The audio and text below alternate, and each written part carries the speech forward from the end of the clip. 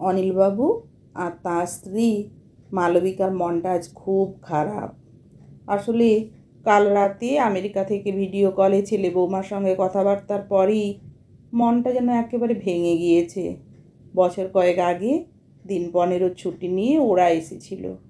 তারপর তো আচমকাই কোভিডের হানা। সেই পর্ব কাটিয়ে উঠতেই লাগলো বছর দুয়েক। তারপরও বিশ্বজুড়ে চাকরির বাজারে টালমাটাল অবস্থা। অফিস থেকে একটা ছুটি জোগাড় করে উঠতে পারাটা মুশকিল ছিল ওদের পক্ষে। ফলে কতদিন ওদের কারুর সঙ্গে দেখা হয় না। বিশেষ করে নাতি নাতনি দুটোর জন্য আজকাল বড্ড মন কেমন করে। ওই ভিডিও কলেই যতটুকু দেখা সাক্ষাৎ কথাবার্তা, তাকে বলে দুধের স্বাদ ঘোলে মেটানো। তাতে কি আর মন ভরে? শিশুদের খুনসুটি, দুষ্টুমি ভরা চোখের চাউনি, নরম হাতের কোমল ছোঁয়া, অকারণ বায়না, এই হাসি, এই কান্না, এই সমস্ত কিছুর জন্য মনটা মাঝে মাঝেই হু হু করে ওঠে। বড্ড কষ্ট হয়। ওদিকে আঁচল দিয়ে কাল্পনিক ধুলো মোছার ছলে দেওয়ালে বাঁধিয়ে রাখা নাতি নাতনির হাসি মুখের এনলার্জ করা ছবিগুলোয় ছলছলে চোখে গিন্নির হাত বোলানো অনিলবাবুর চোখ এড়ায় না। দিনের পরে রাত আর রাতের পরে দিন কোনো মতে গড়িয়ে চলে চাকা, যেন বদ্ধ জলায় জীবনযাপন। মাঝে মাঝে প্রাণ হাঁপিয়ে ওঠে আজকাল। শরীর স্বাস্থ্যও তো আর আগের মতো নেই এখন। যে হেথা ওথা পাহাড় পর্বত সমুদ্রে ঘুরে বেড়িয়ে সময় কাটাবেন। আর বেড়াতে গেলেই বা কি, আবারও তো সেই শূন্য ঘরেই ফেরা। গতবার যখন ওরা এসেছিল তখন নাতিটা সবে টলমলো পায়ে হেঁটে বেড়ায়। কোলে করে পাশের পার্কে দোলনা চড়াতে নিয়ে যেতেন। আর বেলুন দেখলেই সে কি উত্তেজনা তার। ওদেশে বেলুনের অভাব নেই বটে, কিন্তু তাদের ওখানে রাস্তাঘাট অথবা পার্কে ওই রকম তোড়ায় বাঁধা উড়ন্ত বেলুন তো দেখতে পায় না সে। ওদিকে নাতনিটাকে তার পুতুলের জন্য নানা ডিজাইনের ছিট কাপড়ের জামা তৈরি করে দিতে দিতে ক্লান্ত হয়ে পড়তো তার ঠাম্মা।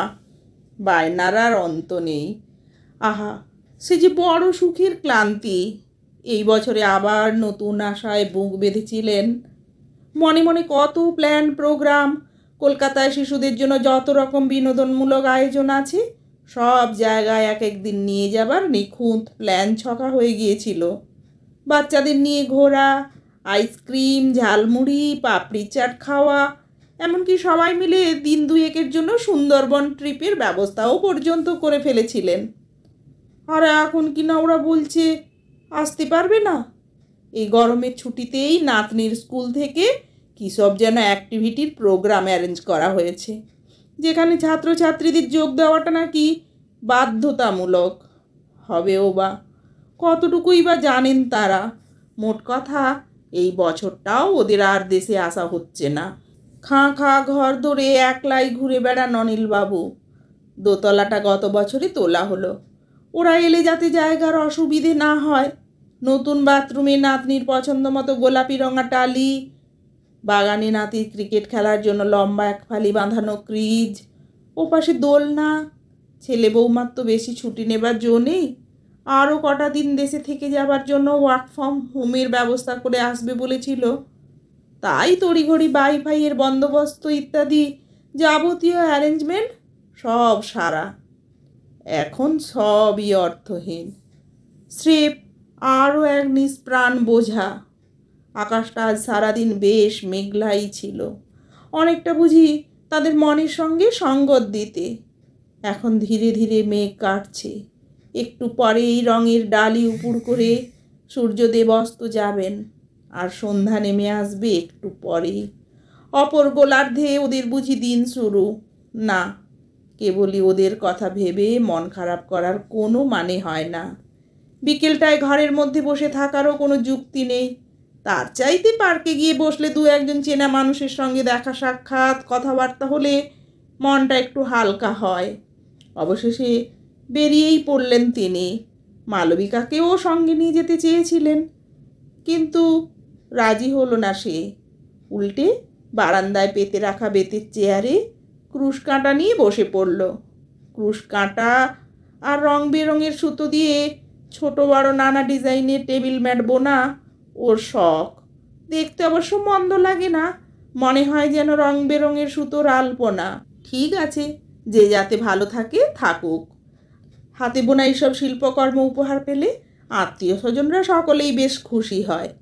আর বৌমার তো কথাই নেই, নিত্যই তার আবদার লেগে থাকে।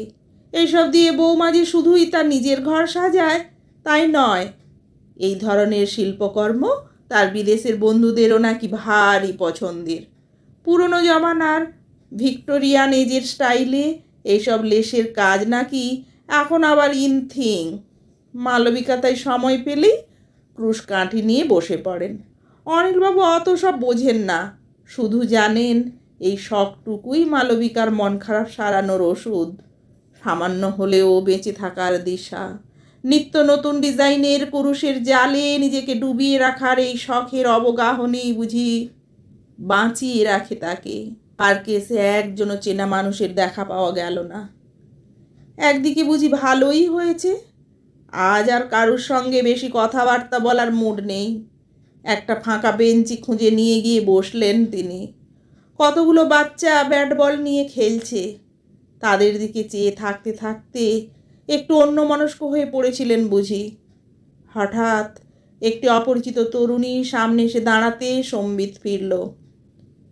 এক্সকিউজ মি, একটু বসতে পারি? হ্যাঁ, বসুন না। একপাশে সরে গেলেন অনিলবাবু।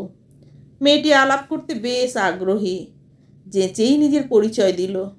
জানা গেল পড়াশোনার শেষ ধাপের পরীক্ষা দেওয়া হয়ে গেছে, রেজাল্ট বের হবার অপেক্ষা, তারপর গবেষণা, চাকরি ইত্যাদি ইত্যাদি। অনিলবাবুর আজ মোটেও কথা বলতে ইচ্ছে করছে না, স্রেফ হুঁ হাঁ দিয়েই চালাচ্ছিলেন। একতরফা বক বক করেই যাচ্ছিল মেয়েটি। হঠাৎ কথা প্রসঙ্গে বলে বসলো, আসলে আমি আপনার কাছে একটা হেল্প চাইতে এসেছি। আমি একটা এনজিওতে কাজ করি, একটা অনাথ আশ্রমের সঙ্গেও যুক্ত। ও, এই ব্যাপার তাহলে? এতক্ষণে বুঝি থলির ভেতর থেকে বিড়াল বের হলো? অসম্ভব বিরক্ত বোধ করলেন অনিলবাবু। সব ধাপ্পাবাজি, ঠক জোচ্চরে ভরে গেল দেশটা। এত ভালো বেশবাস মেয়েটির ভদ্রঘরের বলেই তো মনে হচ্ছিল। মাফ করবেন, আমি কোনো ডোনেশন দিতে পারবো না। কথা থামিয়ে উঠে দাঁড়ালেন তিনি। আরে না না, কোনো টাকা পয়সা চাইছি না। মেয়েটিও উঠে দাঁড়ায়।